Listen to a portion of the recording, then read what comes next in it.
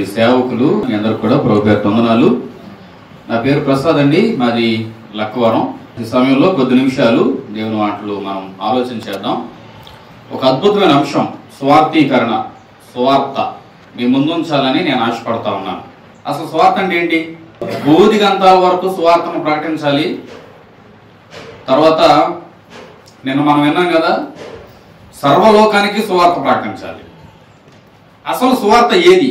ఏ సువార్తను మనం ప్రకటించాలి? ముందు అది మనకు అర్థం కావాలి. ఒకసారి చూడండి, కొరింథీయులకు రాసిన మొదటి పత్రిక 15వ అధ్యాయం మొదటి నుంచి చదవండి.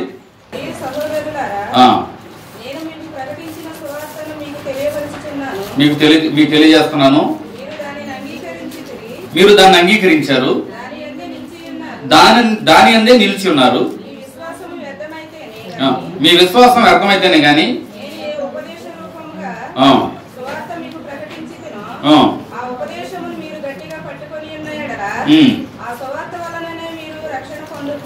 సువార్త వలననే మీరు రక్షణ పొందుతారు. అక్కడ నాకు ఇయ్యబడిన ఉపదేశం అని అన్నాడా? అది సువార్త. ఏమని చెప్తున్నాడమ్మా? అసలు సువార్త ఏంటో చెప్తున్నాడు అక్కడ. చదవండి.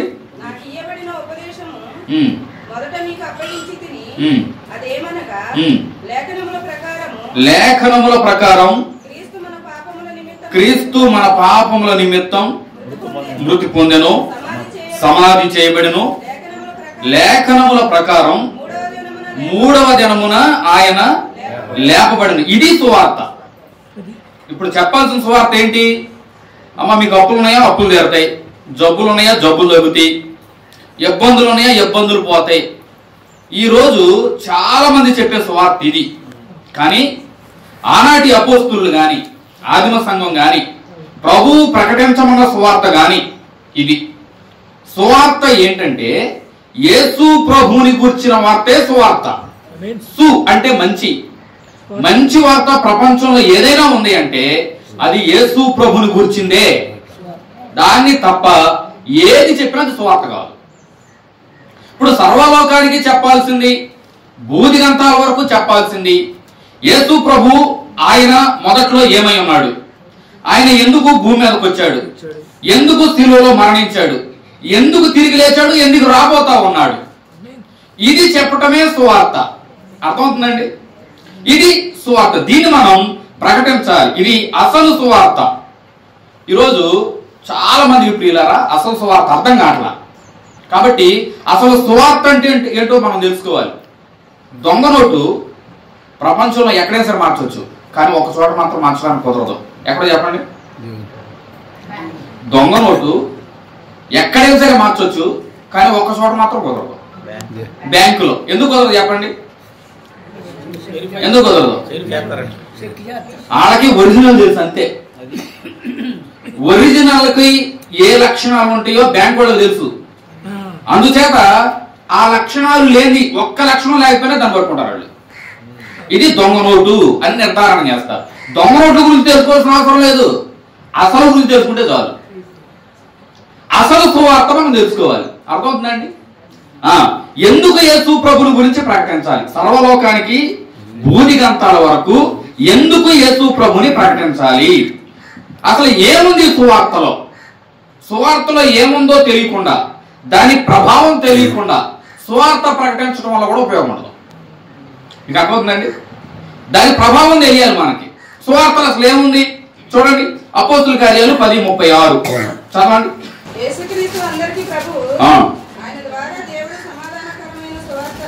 సమాధానకరమైన సువార్తను ఎవరి ద్వారా? ఆయన ద్వారా, యేసు ప్రభు ద్వారా. అంటే సువార్త ప్రకటించబడితే ఏమవుతుందో తెలుసండి? సమాధానం వెళ్తుంది. ఇప్పుడు ఎవరెవరికి సమాధానం లేదు? దేవునికి మనిషికి సమాధానం లేదు, మనిషికి సమాధానం లేదు, మనిషిలో మనిషికే సమాధానం లేదు. నాలో నాకు సమాధానం లేదు, నాతో నీకు సమాధానం లేదు, నాకు దేవునికి సమాధానం లేదు. ఇప్పుడు సమాధానం దేని వల్ల వస్తుంది? చాలా క్లియర్ గా చెప్పాడు అక్కడ. సమాధానకరమైన సువార్త. సువార్త ప్రకటిస్తే సమాధానం వస్తుంది. ఎవరితో సమాధానం వస్తుంది? దేవునికి మనకి సమాధానం వస్తుంది, మన తోటి వారికి మనకి సమాధానం వస్తుంది, మనలో మనకి సమాధానం వస్తుంది. అందుకు సువార్త ప్రకటించాలి. అర్థమవుతుందండి? అర్థమవుతుందా? యేసు ప్రభు భూమి మీదకి రావడానికి కారణం ఏంటంటే దేవుని నుంచి మనం వేరైపోయిన మనల్ని మరలా ఆయన దగ్గరికి తీసుకురావడానికి. అదేనా ఉద్దేశం? అదేనా? ఇప్పుడు దేవునికి మనకి మధ్యలో సమాధానం లేదు. యేసు ప్రభుని నమ్మిన వారు దేవునితో ఐక్యపరచబడతారు, సమాధానపరచబడతారు. కాబట్టి ఇది దేని వల్ల జరుగుతుంది? సువార్త ప్రకటించడం ద్వారానే జరుగుతుంది. మీరు జాగ్రత్తగా ఆలోచిస్తే అపోస్తుల కార్యాలు 2వ అధ్యాయంలో పేతురు మొదటి ప్రసంగం చేశాడు. ఎవరి గురించి చెప్పాడు అక్కడ? ఎప్పుడన్నా మీరు ఆలోచించారా? యేసు ప్రభు గురించే చెప్పాడు. మీరు సిలువ వేసిన ఆ యేసును దేవుడు లేపెను, ఆయనే ప్రభువు అని చెప్పి అక్కడ చాలా క్లియర్ గా చెప్పేసరికి ఏం జరిగిందో తెలుసా? 3,000 మంది రక్షించబడ్డారు. రక్షించబడటానికి కారణం ఏంటంటే యేసు ప్రభువును ప్రకటించాలి. యేసు ప్రభువును ప్రకటిస్తే సమాధానం వస్తుంది. ఆయన నా సమాధానానికి కారకుడు అన్న సంగతి మనకు అర్థమైనప్పుడు యేసు ప్రభువును మనం ప్రకటిస్తాం. పిచ్చి పిచ్చి మాటలు చెప్పం. ఎందుకంటే ఇప్పుడు భిన్నమైన సువార్త ప్రకటించబడతా గలతీ పత్రిక 1వ అధ్యాయం 6 నుంచి చదవండి. అక్కడ పౌలు ఘోష మనం చూస్తాం. పౌలు ఒక విషయంలో చాలా బాధపడుతున్నాడు.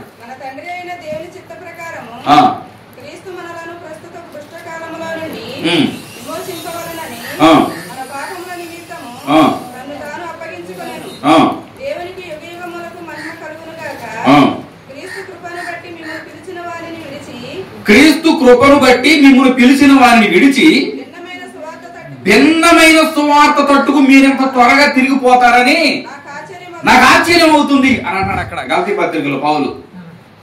అర్థమైందండి? ఇప్పుడు సాతానుడు ఎంత తెలివైనడు అంటే సువార్త ద్వారానే సమాధానం వస్తుంది, సువార్త ద్వారానే రక్షించబడతారు, సువార్త ద్వారానే దేవుని కృప మనం అనుభవిస్తాం.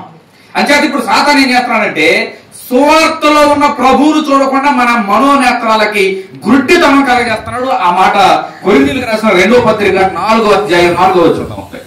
ఈ యుగ సంబంధమైన దేవత అవిశ్వాసులైన వారి మనోనేత్రాలకు గుడ్డితనం కలగజేస్తున్నాడు. దేని చూడకుండా? సువార్తలో ఉన్న ప్రభువును చూడకుండా. కాబట్టి ఈరోజు మనం అర్థం చేసుకోవాల్సింది ఏంటంటే సువార్తలో శక్తి ఉందండి, అందుకు ప్రకటించాలి.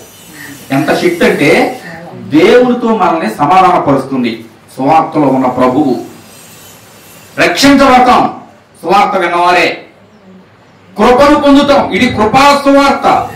అపోస్తుల కార్యాలు 20-24 వచనంలో మీరే మాటను చూస్తారు. ఇది రక్షణ సువార్త. ఎఫెసీ పత్రిక 1వ అధ్యాయం 13వ వచనం, కొరింథీయులకు రాసిన 1వ పత్రిక 13వ అధ్యాయం 12వ వచనం, రోమ పత్రిక 1వ అధ్యాయం 16వ వచనం. ఇది సమాధాన సువార్త, ఇది కృపా సువార్త, ఇది రక్షణ సువార్త. రక్షణ సువార్త, సువార్తలో రక్షణ ఉంది. సువార్త విన్నవారు రక్షించబడతారు, అంగీకరించిన వారు రక్షించబడతారు. ఎఫెసీ పత్రిక 1వ అధ్యాయం 13వ వచనం, కొరింథీయులకు రాసిన 1వ పత్రిక 13వ అధ్యాయం 2వ వచనం, రోమ పత్రిక 1వ అధ్యాయం 16వ వచనం. ఇది రక్షణ సువార్త. కాబట్టి ఈ సువార్త కోసం మనం ప్రార్థన చేయాలి. ఫస్ట్ చేయాల్సింది ఏంటో తెలుసా అండి అమ్మా? ఫస్ట్ చేయాల్సింది ఏంటో తెలుసా? ప్రార్థన చేయాలి. అంచేత ఈ మాట నేను మీకు ఎక్కడ చూపిస్తానంటే తిమోతి 1వ పత్రిక 2వ అధ్యాయం మీరు మొదటి నుంచి చదివితే 1వ అధ్యాయంలో పౌలు భిన్నమైన సువార్త గురించి చెప్పాడు, దుర్బోధల గురించి చెప్పాడు. తిమోతికి రాసిన 1వ పత్రిక 2వ అధ్యాయం 1వ వచనం నేను ముగిస్తున్నాను. మనము సంపూర్ణ భక్తి మాన్యత కలిగి నెమ్మదిగాను సుఖంగాను బ్రతుకు నిమిత్తం అన్నిటికంటే ముఖ్యంగా అందరి కొరకు ప్రార్థన చేయాలి. అందరి కోసం ప్రార్థన చేయాలంట. ఎందుకు ప్రార్థన చేయాలి? అందరి కోసం. వాళ్ళు రక్షించబడాలని. ఫస్ట్ మనం ప్రార్థన చేయాలి, తర్వాత అడుగులు వేయాలి. ప్రార్థన చేస్తే ప్రభు లేపుతాడు. మీరు అపోస్తుల కార్యాలు 13వ అధ్యాయం చదివితే అంతియోకియాలో ఉన్న అంతియోకియాలో ఉన్న సంఘంలో బర్నబా, సుమియోను, కురేనీయుడైన లూకియా,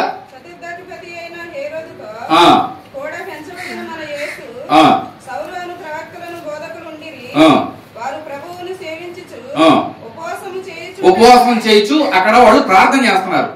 ప్రార్థన చేస్తుంటే దేవుడు ఏం చేశాడు తెలుసండి? మీరు ప్రార్థన చేస్తున్నారా? దేనికోసం? స్వార్థ ప్రకటించాలని మీరు ప్రార్థన చేస్తున్నారు. అయితే మీలో ఉన్న వాళ్ళని ఇద్దరు నేను లేపుతున్నాను అని చెప్పి అక్కడ పౌలు బర్నబాలను ప్రత్యేకించమని చెప్పాడు.